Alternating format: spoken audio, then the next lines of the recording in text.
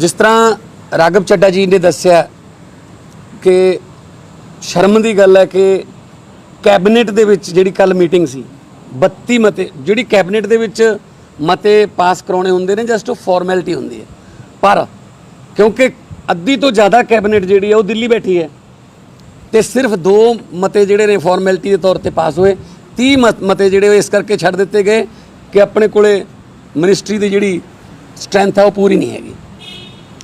तो मैं परसों पीसी जिहड़ी कीती सी उहदे विच भी मैं तुहानूं दस्सिया सी कि सरकार जिहड़ी है जिस वेले आपां गल कर रहे हैं सरकार दिल्ली बैठी है तो अज कैप्टन साहब भी दिल्ली चले गए हैलीकॉप्टर ते हुणे थोड़ी देर पहलां तो पंजाब जिहड़ा हुण किस्मत के सहारे छड्डिया होया है, लावारस है, वैक्सीनेशन है नहीं, कुछ नहीं, तो सरकार जिहड़ी है वो दिल्ली बैठी है। राहुल गांधी, प्रियंका गांधी और सोनिया गांधी के दरबार च बैठे ने। अब कोई कुर्सी बचाउंदा फिरदा, कोई नवीं कुर्सी लभदा फिरदा ते नाल नाल एक होर जिहड़ी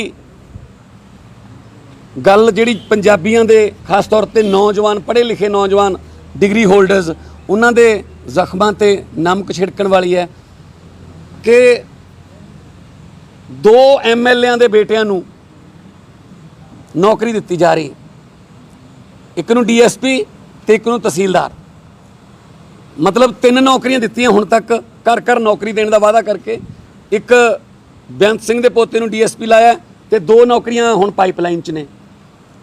जिहड़े नौजवान नौकरी ना होने करके रोज़गार ना होने करके पानी दियां टैंकियां ते चढ़ के बैठे ने, जिहड़े नौजवान नौकरियां ना होने करके रोज़गार ना होने करके भाखड़ा नहर वर्गियां नहरां 'च छालां मार रहे ने, तो फिर उन्हां दा कौन बाली वारस है जी? ये वो हैगा कि जिहड़ियां रेवड़ियां ने अपने घरदियां नूं दित्तियां जा रही कि ये टाइम है कि MLA नूं उन्हां दे बेटियां नूं सीधे तहसीलदार सीधे DSP भर्ती करो?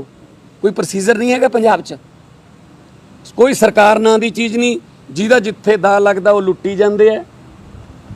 पंजाब सरकार जिहड़ी है वो बिल्कुल हाशिए ते पहुँच गई। जिस तरह राघव ने कहा कि कैबिनेट दे विच मते भी नहीं पास हो रहे, इन्हां नूं सरकार चलाउण दा की अधिकार है? हुण तां इन्हां दे अपने भी कह रहे ने, सुरजीत धमान ने कहा उत्थे दिल्ली कि जे नहीं सरकार चल सकती तो कैप्टन साहब नूं बदल दिओ, तो सरकार के मुखी नूं चेंज कर दिओ। तो हुण पता नहीं उत्थों की लैके आउणगे, मतलब मीडिया का ध्यान भी सारा उधर है। कोई कोरोना की गल नहीं कर रहा, कोई वैक्सीनेशन की गल नहीं कर रहा, सिर्फ तो सिर्फ गल ये चल रही है मेरे नाल 4 ने, मेरे नाल 5 ने, उहदे नाल 7 ने, मेरे नाल 11 ने। ये हुणे तो ही गोटियां फिट करने की कोशिश कर रहे हैं। बेअदबी कांड की कोई चर्चा नहीं, कुछ नहीं, सिर्फ तो सिर्फ इन्होंने ये लगता है कि हुण 6 महीने रह गए, हुण आपो अपना दा ला लो जे लगता है। पर जनता की कचहरी जदों जाणगे तां ये लोकां दे नफरत के पात्र बने हुए हैं। तो इन्हों जिहड़े लोग ने वो इन्हों सबक सिखाउणगे इस गल का कि वादे किहड़े कीते सी ते लड़ाइयां जिहड़ियां तुहाडीआं अपणियां नहीं मुकदियां। पंजाब दे लोग जिहड़े ने बेरोज़गारी नाल, महंगाई नाल, गरीबी नाल, आ लॉकडाउन नाल की हालत हुई हुई है, इहदे बारे पुछण लई इत्थे साडे कोले कोई MLA ਜਾਂ विधायक है नहीं ਜਿਹੜਾ ਉਹਨਾਂ ਦੀ ਸਾਰ ਲੈ सके। सो इस सिलसिले 'ਚ ਅਸੀਂ ਤੁਹਾਡੇ ਨਾਲ ਗੱਲਬਾਤ ਕੀਤੀ है। कोई ਤੁਹਾਡੇ ਕੋਲੇ ਆਪਣੇ ਸਵਾਲ ਨੇ ਤਾਂ प्लीज़ एक जाना कल सेम ही हाँ।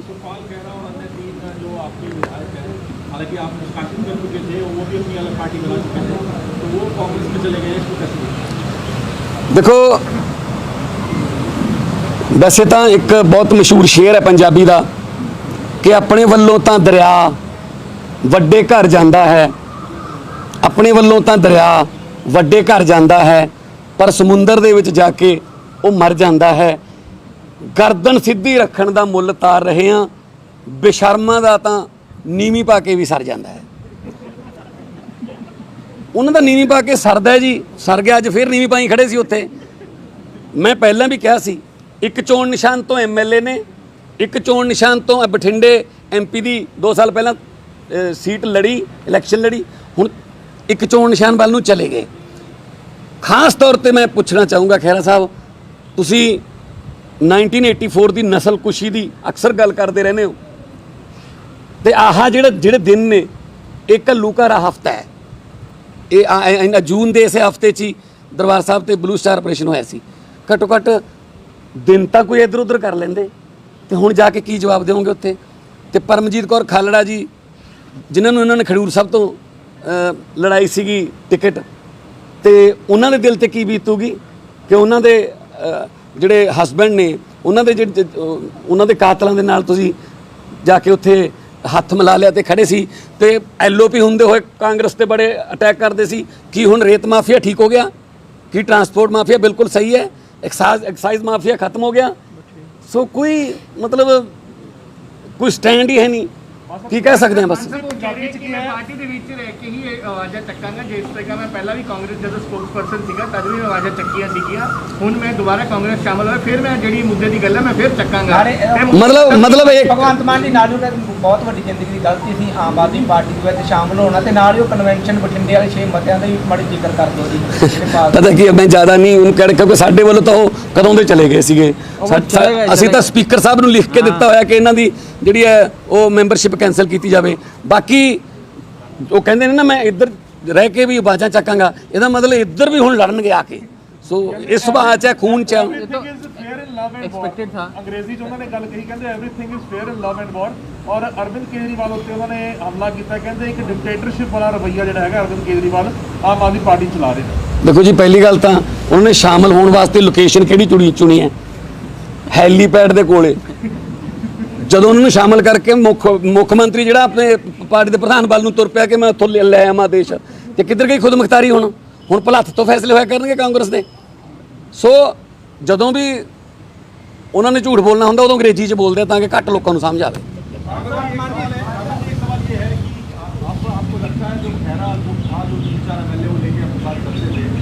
उन्होंने अपना रास्ता पहले चुन लिया था, लेकिन अब तो बिल्कुल ही अलग हो गए, वो कांग्रेस में शामिल हो गए, तो कोई फर्क पड़ेगा? और कोई गुट अब रहा है पंजाब कांग्रेस में? कितने कॉन्फिडेंट है आप भी अब लंबे समय से पंजाब के सहप्रवानी हैं? देखिए, आपके लिए ये नई खबर है कि उन्होंने कांग्रेस ज्वाइन कर ली। वो एक सस्पेंडेड एमएलए थे, एक्सपेक्टेड था कि कांग्रेस को ज्वाइन करेंगे, आज नहीं तो कल उन्होंने ज्वाइन करना था। ये हमारे लिए कोई बहुत बड़ी खबर नहीं है, चले गए। लोग अब उनका जवाब दे देंगे। हमारे लिए, आम आदमी पार्टी के लिए, हमारी पार्टी के सभी साथियों के लिए पंजाब के मुद्दे ज़्यादा ज़रूरी हैं।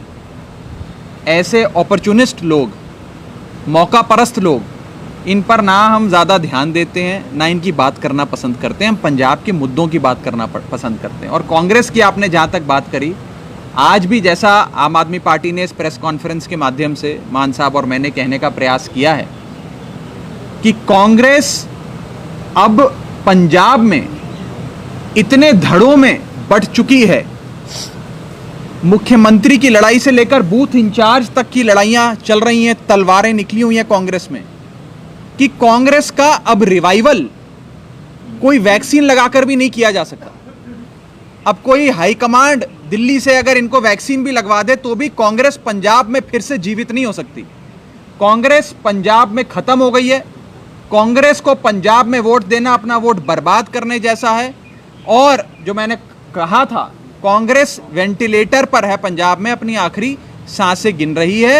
और एक ऐसा समा जहां हजारों लोग कोरोना से रोज सूबे में संक्रमित हो रहे हैं, पॉजिटिव आ रहे हैं, वैसे समय पूरी सरकार, पूरी रूलिंग पार्टी सारी जिम्मेदारियां हल्के, सारे महकमे, सारे डिपार्टमेंट छोड़कर दिल्ली बैठी है कि मेरे को मुख्यमंत्री बना दो। एक कहता है मुझे बना दो, दूसरा कहता है मुझे बना दो, तो तीसरा जिसके घर पे मीटिंग होती है वो सोचता है मुझे बना दो।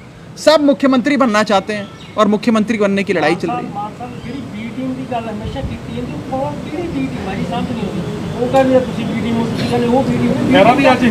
सुखबीर बादल ने कहा कि जी आम आदमी पार्टी और कांग्रेस एक पार्टी है, क्योंकि इन्हों के एमएलए कदे आम आदमी पार्टी के कांग्रेस से चले जाते हैं, फिर वापस आम आदमी पार्टी च आ जाते हैं, और हुण इन्हों के एमएलए कुछ जो कांग्रेस से चले गए हैं। बी टीम का भी क्लीयर देखो, असी तो लोगों की ए टीम आ, असी लोगों की, पंजाब के लोगों की ए टीम आ। बाकी सानू दिल्ली च कहते हैं, कदे कहते हैं बीजेपी की बी टीम है, कदे कहते हैं आ फलाने की सी टीम है। सिंपल है जी, असी लोगों की लड़ाई लड़ रहे हैं। असी ਨੌਨ ਪੋਲੀਟੀਕਲ ਬੈਕਗ੍ਰਾਉਂਡ ਚੋਂ ਜ਼ਿਆਦਾਤਰ ਆਏ ਹੋਏ ਹਾਂ ਅਸੀਂ, ਤੇ ਅਸੀਂ ਕੋਸ਼ਿਸ਼ ਕੀਤੀ ਸੀ 17 ਚ ਕਿ ਨੌਨ ਪੋਲੀਟੀਕਲ ਲੋਕਾਂ ਨੂੰ ਟਿਕਟਾਂ ਦੇ ਕੇ ਵਧੀਆ ਹਰ ਫੀਲਡ ਦੇ ਬੰਦਿਆਂ ਨੂੰ ਟਿਕਟਾਂ ਦੇ ਕੇ ਅਸੀਂ ਅੱਗੇ ਲੈ ਕੇ ਆਈਏ। ਤੁਸੀਂ ਦੱਸੋ, ਬੇਰੁਜ਼ਗਾਰ ਲਾਈਨਮੈਨ ਯੂਨੀਅਨ ਦੇ ਪ੍ਰਧਾਨ ਸੀ ਪਿਰਮਲ ਖਾਲਸਾ ਜੀ, ਠੀਕ ਹੈ ਜੀ, ਉੱਥੋਂ ਲੈ ਕੇ ਆਏ ਸੀ ਤੇ ਚਲੋ ਜਾ ਕੇ ਉੱਥੇ ਤੁਸੀਂ ਵਿਧਾਨ ਸਭਾ 'ਚ ਆਵਾਜ਼ ਉਠਾਓ। ਅੱਜ ਫਿਰ ਅੱਜ ਉਹ ਲਾਈਨਮੈਨ ਯੂਨੀਅਨ ਜਿਹੜੀ ਆ ਉਹ ਕੀ ਸੋਚਦੀ ਹੋਊਗੀ। ਇੱਕ ਮੇਰੀ ਜ਼ਿੰਦਗੀ ਦਾ ਜਿਹੜਾ ਮੋਟਿਵ ਸੀਗਾ ਸਿਆਸਤ ਦੇ ਵਿੱਚ ਆਉਣ ਦਾ, ਕਹਿੰਦੇ ਪੂਰਾ ਹੋ ਗਿਆ, ਕਿਉਂਕਿ ਕਾਂਗਰਸ ਦੇ ਵਿੱਚ ਕਹਿੰਦੇ ਆਉਣ ਤੋਂ ਬਾਅਦ ਹੁਣ ਕੈਪਟਨ ਸਾਹਿਬ ਇਹ ਹੱਲ ਕਰਵਾ ਦੇਣਗੇ ਮਸਲੇ। ਕਹਿੰਦੇ ਕੈਪਟਨ ਸਾਹਿਬ ਦਾ ਆਪ ਮਸਲਾ ਬਣੇ ਬੈਠੇ ਨੇ ਹੁਣ ਕਾਂਗਰਸ ਵਾਸਤੇ, ਸੋ ਉਹ ਹੁਣ ਕੀ ਹੱਲ ਕਰਾਉਣਗੇ। ਸੋ ਮੈਂ ਤਾਂ ਇਹੀ ਕਹੂੰਗਾ, ਇਹੋ ਜਿਹੇ ਮੌਕਾ ਪ੍ਰਸਤ ਜਿਹੜੇ ਨੇ ਇਹਨਾਂ ਨੂੰ ਲੋਕਾਂ ਦਾ ਵਿਸ਼ਵਾਸ ਤੋੜਿਆ, ਇਹਨਾਂ ਨੇ ਭਦੌੜ ਦੇ ਮੌੜ ਦੇ ਭਲੱਥ ਦੇ ਲੋਕਾਂ ਦਾ ਵਿਸ਼ਵਾਸ ਤੋੜਿਆ, ਤਾਂ ਲੋਕ ਹੀ ਉਹਨਾਂ ਨੂੰ ਸਜ਼ਾ ਦੇਣਗੇ।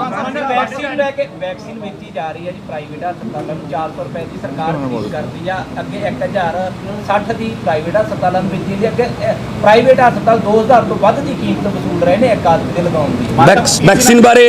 ਵੈਕਸੀਨ ਬਾਰੇ ਜ਼ਿਆਦਾ ਬਿਹਤਰ ਤਰੀਕੇ ਨਾਲ, ਕਿਉਂਕਿ ਦਿੱਲੀ ਦੇ ਵਿੱਚ ਸਾਰਾ ਵੈਕਸੀਨ ਦਾ ਜਿਹੜਾ ਇੰਚਾਰਜ ਹੈ ਉਹ ਰਾਘਵ ਜੀ ਹੈ, ਆ ਜਵਾਬ ਦਿਓ। राघव जी, इसी के साथ जुड़ा में वैक्सीन खरीद रही है पंजाब सरकार कंपनियों से, प्राइवेट हॉस्पिटलों को 1060 रुपए में बेची गई है और चीफ सेक्रेटरी कह रहे हैं कि आप प्राइवेट हॉस्पिटलों में वैक्सीन लगवा सकते हैं। उन्होंने स्पेशली इसको लेकर एक ट्वीट भी किया है कि जो प्राइवेट हॉस्पिटल है वहाँ पर वैक्सीन अवेलेबल है। देखिए, प्राइवेट हॉस्पिटल, वैक्सीन बनाने वाली कंपनियां और पंजाब सरकार तीनों मिलकर जनता को, लोगों को हजारों करोड़ों रुपए जनता के लूट रही है। इन सब की आपस में सेटिंग है, जिसके चलते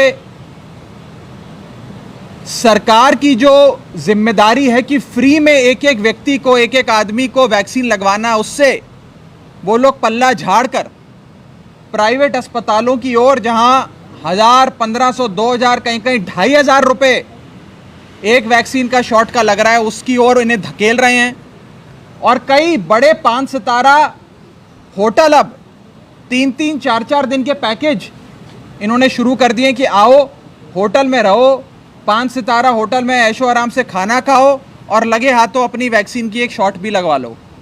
इस प्रकार से एक व्यापार, एक धंधा वैक्सीन का बना दिया है, और इस धंधे में भी सरकार मिलकर प्राइवेट कंपनी और अस्पतालों के साथ जनता का पैसा लूट रही है। ये पंजाब में वैक्सीन के मामले में भी, इस महामारी में भी चल रहा है। राघव जी, आपने 5 सितारा होटल की बात की है, आपकी भी मीटिंग अकाली दल के एक सीनियर आगू के साथ 5 सितारा होटल में हुई है, उसके बारे में बता दीजिए। मेरी आदेश प्रताप कह रहा हूँ कि क्या एंट्री हो रही है? मेरी मीटिंग हाँ। 5 सितारा होटल में कब, किसके साथ हुई? दिल्ली के बताया जा रहा है कि सीनियर लीडर ने आदेश प्रताप कैरो के साथ मीटिंग की है चंडीगढ़ के 5 सितारा होटल। ये तो अफवाहों पे कम यकीन किया करो आप।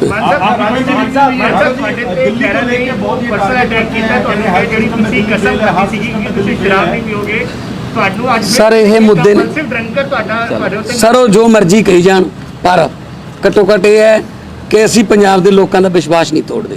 ਅਸੀਂ ਪੰਜਾਬ ਦੇ ਲੋਕਾਂ ਦਾ, ਜਿਨ੍ਹਾਂ ਨੇ ਵਲੰਟੀਅਰਾਂ ਨੇ ਆਪਣੇ ਪੱਲਿਓਂ ਤੇਲ ਪਵਾ ਕੇ ਉਹਨਾਂ ਦੇ ਮੂਹਰੇ ਕਾਫਲੇ ਬਣਾਏ ਤੇ ਅੱਜ ਉਹਨਾਂ ਦੇ ਦਿਲ ਤੇ ਕੀ ਬੀਤੀ ਹੋਊਗੀ। ਪਰ ਮੈਂ ਫਿਰ ਉਹੀ ਕਹੂੰਗਾ ਕਿ ਉਹ ਇੱਕ ਕਿਸੇ ਇਲੈਕਸ਼ਨ ਦੌਰਾਨ ਕਿਸੇ ਪਾਰਟੀ ਦੇ ਦਫ਼ਤਰ 'ਚ ਅੱਗ ਲੱਗੀ, ਫਾਇਰ ਬ੍ਰਿਗੇਡ ਨੂੰ ਫੋਨ ਕੀਤਾ ਕਿ ਜਲਦੀ ਆਓ ਜੀ, ਸਾਡਾ ਜਿਹੜਾ ਪਬਲਿਸਿਟੀ ਮਟੀਰੀਅਲ ਸਾਰਾ ਇੱਥੇ ਹੀ ਪਿਆ, ਇਹ ਵਿਰੋਧੀਆਂ ਦੀ ਚਾਲ ਲੱਗਦੀ ਹੈ, ਸਾਡਾ ਦਫ਼ਤਰ ਜਿਹੜਾ ਉਹਨੂੰ ਅੱਗ ਲੱਗੀ ਤੇ ਜਲਦੀ ਪਹੁੰਚੋ। 5 ਮਿੰਟਾਂ ਬਾਅਦ ਫਿਰ ਦੁਬਾਰਾ ਫਾਇਰ ਬ੍ਰਿਗੇਡ ਨੂੰ ਫੋਨ ਗਿਆ ਉਸੇ ਦਫ਼ਤਰ 'ਚੋਂ ਕਿ ਜੀ ਕੋਈ ਫਾਇਰ ਬ੍ਰਿਗੇਡ ਦੀ ਗੱਡੀ ਅੱਗ ਬੁਝਾਊ ਜਿਹੜੀ ਹੈ ਉਹ ਭੇਜਣ ਦੀ ਲੋੜ ਨਹੀਂ, ਕਿਉਂਕਿ ਹੁਣ ਮਸਲਾ ਠੀਕ ਹੋ ਗਿਆ। ਉਹ ਕਹਿੰਦੇ ਜੀ ਅੱਗ ਬੁਝ ਗਈ ਜਾਂ ਅੱਗ 'ਤੇ ਕਾਬੂ ਪਾ ਲਿਆ। ਉਹ ਕਹਿੰਦੇ ਜੀ ਅੱਗ ਨਹੀਂ ਬੁਝੀ, ਮੈਂ ਹੀ ਪਾਰਟੀ ਬਦਲੀ, ਹੁਣ ਉਹ ਵਿਰੋਧੀ ਪਾਰਟੀ ਦਾ ਦਫ਼ਤਰ ਹੈ, ਮੱਚ ਲੈਣ ਦਿਓ, ਸੱਟ ਲੈਣ ਦਿਓ। ਆਹ ਇਹਨਾਂ ਦੀਆਂ ਕਿਰਦਾਰ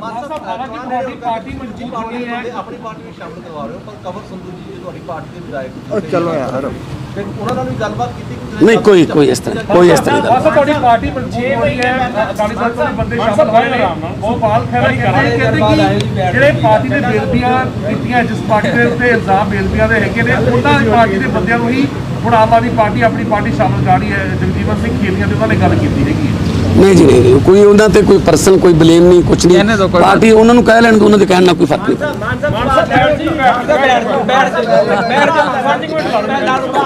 ਲੈ ਚਲੋ ਕਰਾ ਸੁਖਪਾਲ ਸਿੰਘ ਖਹਿਰਾ ਕਹਿੰਦੇ ਕਿ 2017 ਦੀ ਇਲੈਕਸ਼ਨ ਤੋਂ ਪਹਿਲਾਂ 2 ਮਹੀਨੇ ਪਹਿਲਾਂ ਪ੍ਰਸ਼ਾਂਤ ਕਿਸ਼ੋਰ ਹੋਣਾ ਨੇ ਉਹਨਾਂ ਨੂੰ ਆਫਰ ਕੀਤਾ ਕਿ ਕਾਂਗਰਸ ਵੱਲੋਂ ਲੜੋ, ਜੇਕਰ ਜਿੱਤ ਕੇ ਆਉਂਦੇ ਨੇ ਤਾਂ ਮੰਤਰੀ ਮੰਡਲ ਵਿੱਚ ਵੀ ਲੈ ਲਾਂਗੇ। ਅਜਿਹਾ ਕਿਉਂ ਹੁੰਦਾ ਕਿ 6-7 ਮਹੀਨੇ ਪਹਿਲਾਂ ਹੀ ਸਿਆਸੀ ਲੀਡਰਾਂ ਦੇ ਹਿਰਦੇ ਪਰਿਵਰਤਨ ਹੋਣ ਲੱਗ ਜਾਂਦੇ ਨੇ? ਪਹਿਲੀ ਗੱਲ ਤਾਂ ਇਹ ਕਿ ਕਾਂਗਰਸ ਆਪਣਾ 2017 ਦੀ ਇੰਨੀ ਕ੍ਰੂਸ਼ਲ ਇਲੈਕਸ਼ਨ ਤੋਂ ਪਹਿਲਾਂ ਉਹ ਪ੍ਰਸ਼ਾਂਤ ਕਿਸ਼ੋਰ ਨੂੰ ਕਿਵੇਂ ਮਿਲਦੇ ਫਿਰਦੇ ਸੀ, ਜਦਕਿ ਉਹ ਤਾਂ ਕਾਂਗਰਸ ਵੱਲੋਂ ਕੰਮ ਕਰ ਰਹੇ ਸੀਗੇ। ਸੋ ਇਹਦਾ ਮਤਲਬ ਉਹਨਾਂ ਨੇ ਉਧਰ ਵੀ ਗੋਟੀਆਂ ਫਿੱਟ ਕੀਤੀਆਂ, ਜੇ ਇੱਧਰ ਹੋ ਗਿਆ, ਜੇ ਇੱਧਰ ਹੋ ਗਿਆ, ਜੇ ਇੱਧਰ ਕੰਮ ਬਣ ਗਿਆ ਇੱਧਰ ਚੱਲ ਜਾਾਂਗੇ। ਸੋ ਇਹੋ ਜਿਹੇ ਮੇਰੇ ਖਿਆਲ 'ਚ ਆਪਾਂ ਕਾਫੀ ਟਾਈਮ ਲਾਤਾ। ਇੰਨਾ ਟਾਈਮ ਸੁਖਪਾਲ ਖਹਿਰੇ ਬਾਰੇ ਬੋਲਣਾ ਸਮੇਂ ਦੀ ਬਰਬਾਦੀ ਹੈ। ਕੋਈ ਹੋਰ ਮੁੱਦਿਆਂ ਦੀ ਗੱਲ ਕਰ ਸਕਦੇ। ਜਿਹੜੀ ਬੇਅਦਬੀਆਂ ਵਾਲੀ ਗੱਲ ਹੈ ਜੀ, ਉਹ ਜਿਹੜੀ ਜਾਂਚ ਕਰ ਰਹੀ ਹੈ, ਉਸ ਤੋਂ ਵੀ ਦੱਸੋ ਹੁਣ ਤੁਹਾਨੂੰ ਕੀ ਲੱਗਦਾ ਕਿ ਇਲੈਕਸ਼ਨ ਆਉਣ ਵਾਲੀ ਹੁਣ ਕੋਈ ਨਾ ਕੋਈ ਨਤੀਜਾ ਜਾਂ ਸਿੱਖਾਂ ਨੂੰ ਇਨਸਾਫ ਮਿਲੂਗਾ ਜੀ? ਦੇਖੋ ਜਨਰਲ ਨੇ ਸੁਖਬੀਰ ਬਾਦਲ ਨੇ ਕੱਲ ਕਿਹਾ ਕਿ ਜੇ ਸਾਡੀ ਸਰਕਾਰ ਆਉਂਦੀ ਹੈ ਤਾਂ ਬੇਅਦਬੀ ਦਾ ਜਿਹੜਾ ਹੈਗਾ ਉਹ ਇਨਸਾਫ ਦਿਵਾਇਆ ਜਾਊ। ਦੇਖੋ ਜਦੋਂ ਇਹਨਾਂ ਦੀ ਸਰਕਾਰ ਸੀ ਉਦੋਂ ਕਿਉਂ ਨਹੀਂ ਦਵਾਇਆ ਇਹਨਾਂ ਨੇ? 2 ਸਾਲ ਤਾਂ ਸਰਕਾਰ ਇਹਨਾਂ ਦੀ ਸੀ, 2015 ਤੋਂ 2017 ਤੱਕ।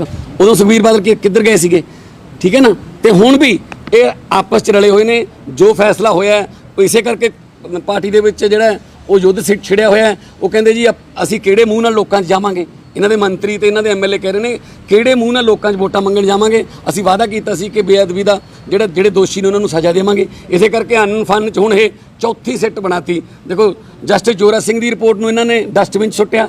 ਜਸਟਿਸ ਰਣਜੀਤ ਸਿੰਘ ਦੀ ਰਿਪੋਰਟ ਤੇ ਵਿਧਾਨ ਸਭਾ 'ਚ ਲਾਈਵ ਡਿਸਕਸ਼ਨ ਕਰਾ ਕੇ ਉਹ ਕੋਈ ਫੈਸਲਾ ਨਹੀਂ ਲਿਆ। ਉਸ ਤੋਂ ਬਾਅਦ ਜਿਹੜੀ ਹੈ ਸਿੱਟ ਜਿਹੜੀ ਬਣਾਈ ਗਈ ਕੁਮਰ ਵਿਜੇ ਪ੍ਰਤਾਪ ਵਾਲੀ, ਫਿਰ ਇੱਕ ਸਿੱਟ ਬਣੀ ਨੌ ਨਿਹਾਲ ਵਾਲੀ, ਇੱਕ ਸਿੱਟ ਹੁਣ ਬਣੀ ਹੈ ਜਿਹੜੀ ਦੂਸਰੀ ਜਿਹੜੀ ਹੁਣ ਤੀਜੀ ਸਿੱਟ ਹੈ। ਸੋ ਮਤਲਬ ਮੈਂ ਪਹਿਲਾਂ ਵੀ ਇੱਥੇ ਕਿਹਾ ਕਿ ਪੰਜਾਬ ਦੇ ਵਿੱਚ ਜਿੰਨੀਆਂ ਸਿੱਟ ਬਣੀਆਂ ਨੇ ਉਹ ਬੇਸਿੱਟ ਆ ਰਹੀਆਂ ਨੇ। ਸੋ ਸਿੱਟ ਦਾ ਮਤਲਬ ਇਹ ਹੈ ਕਿ ਮੁੱਦੇ ਨੂੰ ਠੰਡੇ ਵਾਸਤੇ 'ਚ ਪਾਉਣਾ। ਲੋਕ ਯਕੀਨ ਕਰਨੋਂ ਹਟ ਗਏ। ਸਜ਼ਾ ਜਿਹੜੀ ਹੈ ਉਹ ਲੋਕ ਆਪ ਹੀ ਦੇਣਗੇ।